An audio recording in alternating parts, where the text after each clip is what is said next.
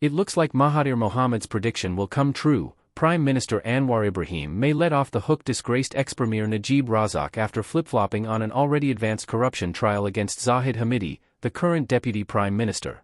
The old man always used to say Anwar would release Najib and so he would pass the premiership to Anwar only after Najib was jailed, an insider from the ruling Pakatan Harapan coalition told PoliticsNow Malaysia.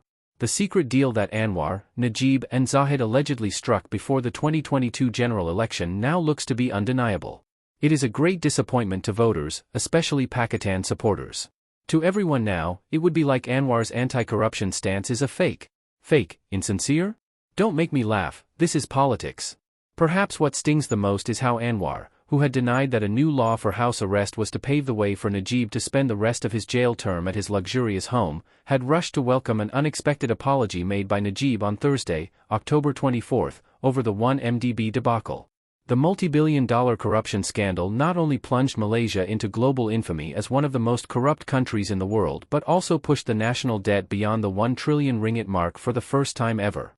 Stunned and shattered, the local economy is still feeling the effects of the financial disaster that saw billions of dollars siphoned out and their whereabouts still undiscovered. Even barking dogs within the Anwar administration are guarded about the PM's response, fearing a public backlash that may cost them their own political credibility. This shows Anwar is a great statesman despite enduring hardship and persecution, said RSN Rayer, a member of parliament from ally party DAP, in a statement. I'm just afraid that if we accept Najib's apology, the people will not forgive us. Will Malay voters forgive Anwar or run further to PA? Self-serving or not, perhaps only the coming general election due by 2027 can tell if the DAP and Rayer are right. For sure, public anger is on the boil and the only ones happy are Najib supporters and Anwar's own stalwarts in his PKR party. Yet if Najib, who failed to get a full pardon from the king but only a halving of a 12-year jail sentence, can spend the balance of his term in the freedom of his plush home, they believe that Anwar and UMNO will be able to beat back the strong advances made by the PN opposition bloc, which includes the PA and Bersatu parties. The Najib camp in UMNO have been boasting about it for a while now. They claim that if Bosku, Najib's nickname, is freed, then the sky is limit for Malays and Malaysia. For me, it's true Najib did a great job for economic growth when he was PM, but he did an even greater job for corruption for himself, his family, his sidekicks and his cronies, said the insider. So don't make me laugh. How insincere and fake is Najib's apology and Anwar's response don't count in politics. The dynamics there are so toxic the determinants will be the same cocktail of racial and religious championing that has kept the country lagging for so long. Of course, it may push the Malays to seek further refuge with PA, which to them represents at least some form of religious morality or righteousness. But who knows?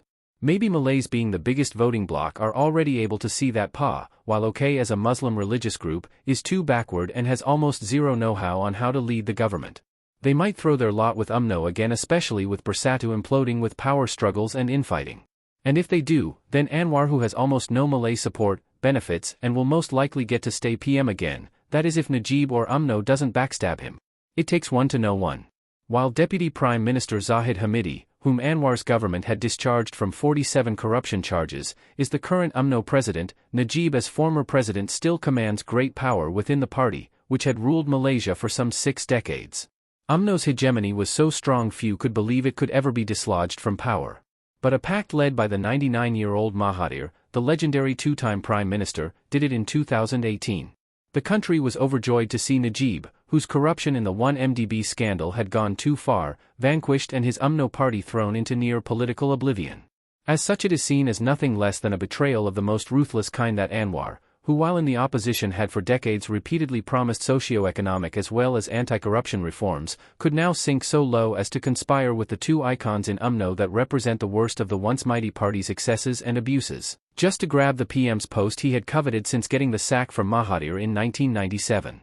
During that time when Malaysia and many parts of Asia had been shell-shocked and blasted almost into defeat by the Asian financial crisis, Anwar was the protege, deputy premier as well as deputy UMNO president to his then mentor Mahathir, who was in his first premiership and the reigning UMNO president.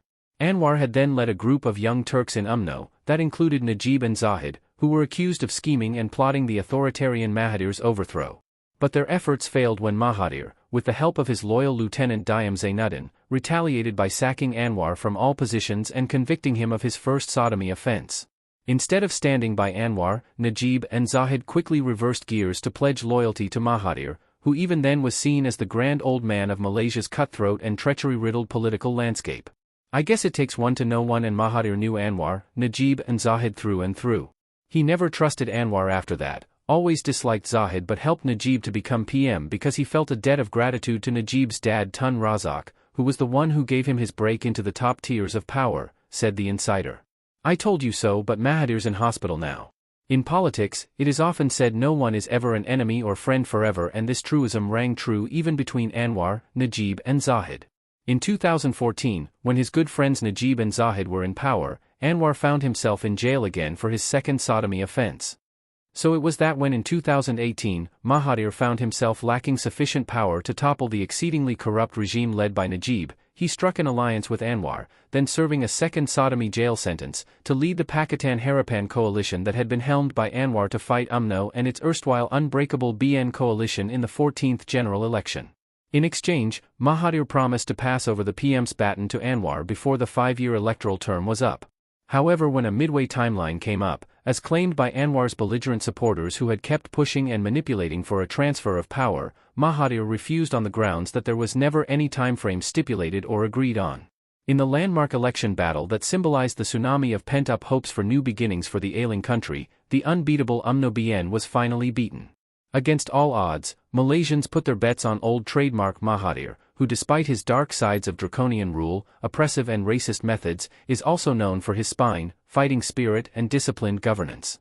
Mahathir, who was admitted to the hospital a week ago, has yet to comment on the latest development, but would he be wrong to say I told you so?